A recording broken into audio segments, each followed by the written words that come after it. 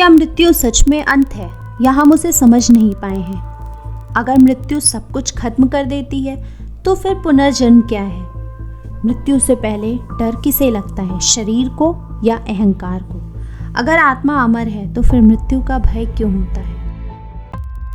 तो आज का हमारा वीडियो किसी युद्ध की कहानी से संबंधित नहीं है, ना ही ये किसी देवता के अवतार की कथा ही है। यह उस क्षण की कहानी है जब एक बालक ने मृत्यु से प्रश्न करने का साहस किया। ये कहानी है काल की, मृत्यु की, अहंकार की और उस रहस्य की जिसे हम पुनर्जन्म कहते। और यह कहानी किसी अंत से नहीं बल्कि एक यज्ञ से शुरू होती। एक यज्ञ चल रहा था, बहुत सारे मंत्र बोले जा रहे थे, दान दिया जा रहा था, सब कुछ वैसा ही था जैसा होना चाहिए। लेकिन दान में दी जा रही गाय अब दूध नहीं देती। उनका जीवन ढल चुका है, उनका दूध सूख चुका है। यज्ञ पूरा हो रहा है, धर्म निभाया जा रहा है, पर सब कुछ अधूरा है।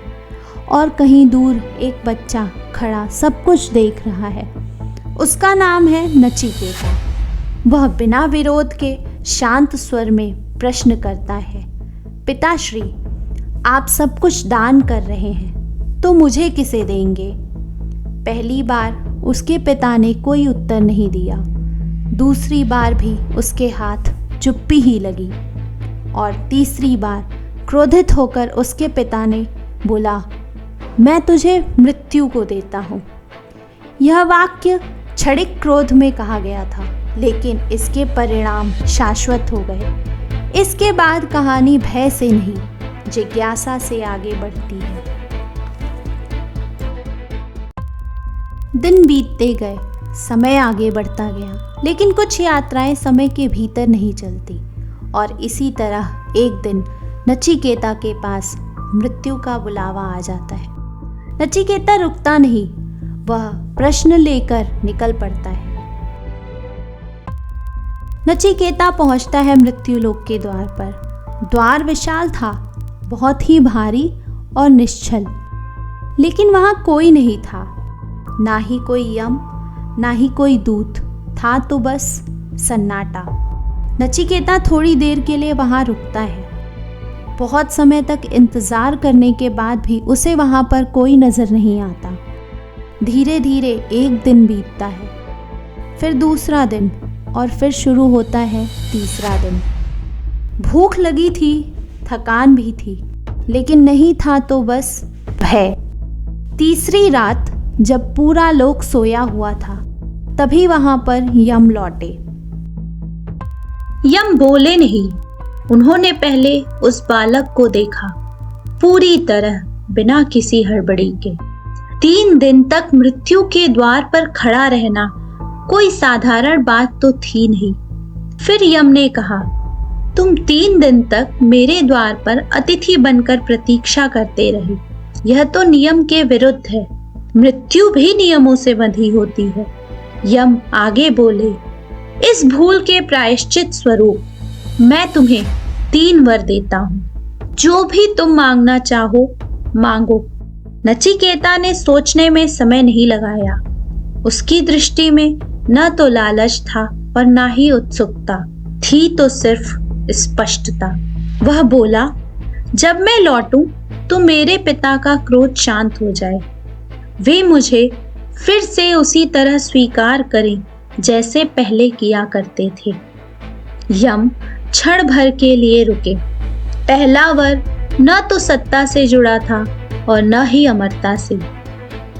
यह उस बंधन को छोड़ने की मांग थी जिससे अधिकांश लोग कभी मुक्त नहीं होते। यम ने कहा, तथास्तु। और फिर दूसरे वर का समय आ गया। इस बार नचिकेता बोला, वह विद्या बताइए जिससे स्वर्ग की प्राप्ति होती है। यम ने उसे यज्ञ समझाए, कर्म समझाए और उनके नियम भी बताए, पर हर उत्तर के भीतर एक और अर्थ छिपा था। स्वर्ग कोई स्थायी स्थान नहीं है, वह कर्म का परिणाम है और कर्म बस किया जाता है, तभी जाकर हमें फल मिलता है। और फिर कर्म शेष रह जाता है। यम ने यह सीधे नहीं कहा, पर नचिकेता समझ गया कि जो अधूरा रहता है वही लौटता है। अब केवल तीसरा वर शेष था। 2 वर खत्म हो चुके थे। यम ने स्वयं नचिकेता से पूछा, अब क्या मांगते हो वत्स? नचिकेता ने बिना झुके, बिना घबराए कहा, आखिर मृत्यु के बाद आत्मा रहती है या नहीं? मैं बस यही जानना चाहता हूं। यह बात सुनकर यम मौन हो गए। फिर बोले, यह प्रश्न सरल नहीं है। देवताओं ने भी इसे पूरी तरह नहीं समझा और फिर यम ने वह सब देना चाहा जिस पर संसार टिकता है, दीर्घायु, राज्य, सुख और संपत्ति। यम बोले, जो चाहो सब मिलेगा, किंतु यह प्रश्न छोड़ दो। पर नचिकेता का उत्तर शांत था और अटल। जो नश्वर है वह समाधान नहीं हो सकता। यम समझ गए कि यह बालक प्रलोभन के लिए नहीं आया। तभी यम ने श्रेय और प्रेय का भेद बताया। एक मार्ग त्वरित सुख देता है, जबकि दूसरा सत्य की ओर ले जाता है। अर्थात जो सुख चुनता है वह बार बार लौटता है और जो सत्य चुनता है वह मुक्त हो जाता है। फिर यम ने कहा, आत्मा न तो जन्म लेती है और न ही मरती है। मृत्यु केवल देह को छूती है। समय शरीर पर चलता है, पहचान भी बदलता है, पर आत्मा को नहीं छूता। यही कारण है कि काल विनाश नहीं है, वह केवल परिवर्तन है। यम इतना बोलकर चुप हो गए। अब कोई भी उत्तर शेष नहीं था। नचिकेता भी कुछ नहीं बोला, क्योंकि कुछ प्रश्नों का उत्तर शब्दों में नहीं दिया जाता, वे अपने आप समझ में आते हैं। यम ने अंतिम बार कहा, आत्मा न जन्म लेती है न मरती है। मृत्यु केवल उस भ्रम का अंत है जिसे तुम मैं कहते हो। नचिकेता ने देखा, मृत्यु का लोक वैसा नहीं था जैसा मनुष्य सोचता है। न वहां अंधकार था, न दंड और न ही भय। भय तो केवल जीवितों के मन में था। यम बोले, जो स्वयं को शरीर समझता है वह समय से डरता है। जो स्वयं को नाम और पहचान मानता है वह मृत्यु से डरता है। लेकिन जिसने देख लिया उसके लिए न जन्म शेष रहता है और न ही वापस लौटना। नचिकेता ने इस पर प्रश्न नहीं किया, क्योंकि अब प्रश्न बचा ही नहीं था। यम ने द्वार खोल दिया और यह कहानी यही समाप्त नहीं होती, बल्कि यहीं से शुरू होती, क्योंकि उपनिषद चेतावनी देकर रुकता है। बहुत लोग सुनेंगे पर समझेंगे कुछ ही, लेकिन जो समझ जाएगा वह पहले जैसा कभी नहीं रह पाएगा। और शायद यही कारण है कि सत्य सबको नहीं दिया जाता, क्योंकि हर कोई अपनी पहचान खोने के लिए तैयार नहीं होता।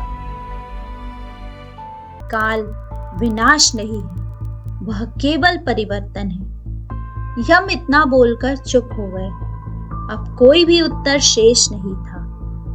नचिकेता भी कुछ नहीं बोला, क्योंकि कुछ प्रश्नों का उत्तर शब्दों में नहीं दिया जाता, वे अपने आप समझ में आते हैं। यम ने अंतिम बार कहा, आत्मा न जन्म लेती है न मरती है। मृत्यु केवल उस भ्रम का अंत है जिसे तुम मैं कहते हो।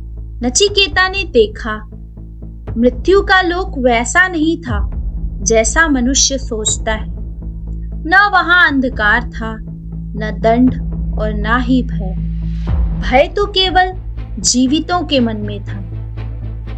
यम बोले, जो स्वयं को शरीर समझता है वह समय से डरता है। जो स्वयं को नाम और पहचान मानता है वह मृत्यु से डरता है। लेकिन जिसने देख लिया उसके लिए न जन्म शेष रहता है और न ही वापस लौटना। नचिकेता ने इस पर प्रश्न नहीं किया, क्योंकि अब प्रश्न बचा ही नहीं था। यम ने द्वार खोल दिया और यह कहानी यही समाप्त नहीं होती, बल्कि यहीं से शुरू होती, क्योंकि उपनिषद चेतावनी देकर रुकता है। बहुत लोग सुनेंगे पर समझेंगे कुछ ही, लेकिन जो समझ जाएगा वह पहले जैसा कभी नहीं रह पाएगा। और शायद यही कारण है कि सत्य सबको नहीं दिया जाता, क्योंकि हर कोई अपनी पहचान खोने के लिए तैयार नहीं।